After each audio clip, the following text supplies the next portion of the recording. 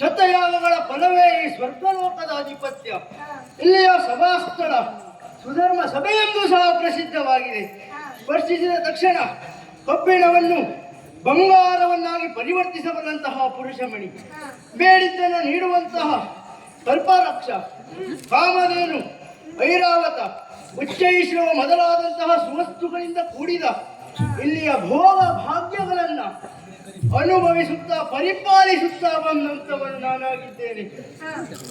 ಎಂದಿನಂತೆ ಒಲಗವನ್ನಾಯಿತಂತಹ ಸಂದರ್ಭದಲ್ಲಿ ರಂಬೆ, ಉರ್ವಶಿ, ಮೇನಕೆ, ತಿಲೋತ್ತಮೆ ಮೊದಲಾದಂತಹ ಅಪ್ಸರಾಂಗಣೆಯರು ನನ್ನ ಸಮ್ಮುಖದಲ್ಲಿ ನರ್ತಿಸುತ್ತಾ ಇದ್ದಾರೆ.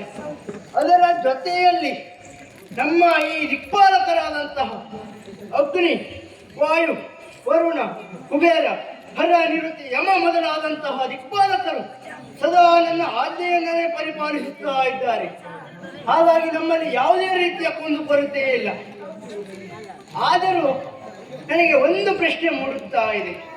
ಹಿಂದೆ ದೈತ್ಯರು ನಮ್ಮ ಪುರಕ್ಕೆ ಬರುವುದು ನಮಗೇನು ಹೊಸತಲ್ಲ. ನಾವು ಓಡಿದ್ದು ಸತ್ಯ, ನಮ್ಮ ಹಿಂದೆ ನೀವು ಬಂದಿದ್ದು ಸತ್ಯ.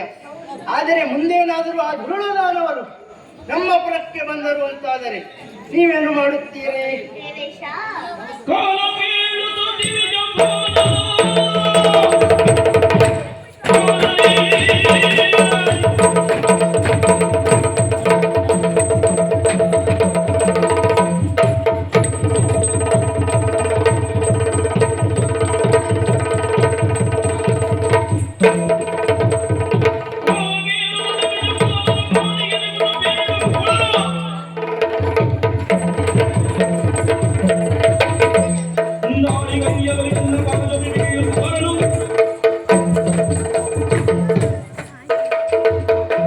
ದೇವೇಂದ್ರ, ಹಾ, ದುರುಳರಾದ ದಾನವರು ದೇವಲೋಕಕ್ಕೆ ದಾಳಿ ಮಾಡುವುದು ಹೌದು. ಅವರ ಅಭ್ಯಾಸವಾಗಿದೆ. ಹೌದು. ನಮ್ಮ ದಾಯಾದಿಗಳಾದ ಅವರು ಸದಾ ದೇವಲೋಕದ ಕನಸಿನಲ್ಲೇ ಇರ್ತಾರೆ. ಆದರೆ ಈ ಅಪ್ರತಿಮ ವೀರನಾದ ವಾಯು ಅದಕ್ಕೆ ಅವಕಾಶ ಕೊಡುವುದಿಲ್ಲ.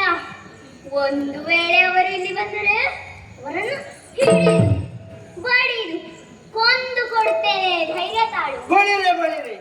ಅಬರಿ, ನೀನೇನು ಮಾಡುತ್ತೀಯ?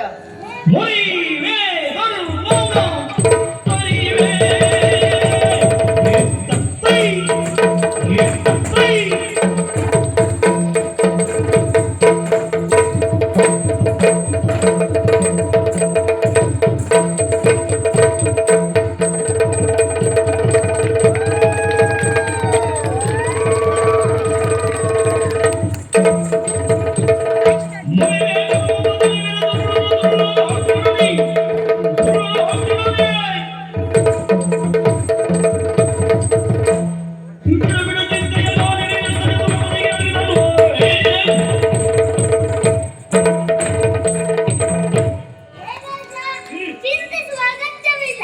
ಹಿಂದೆ ರಕ್ಕಸರು ನಮ್ಮ ಮೇಲೆ ದಾಳಿ ಮಾಡಲು ಬಂದಾಗ ದೇವಿ ಅವರನ್ನು ಕೊಂದು ನಮ್ಮನ್ನು ರಕ್ಷಿಸಿದ್ದಾಳೆ. ಹೌದು. ಈಗಲೂ ಸಹ ರಕ್ಷಿಸುತ್ತಾಳೆ.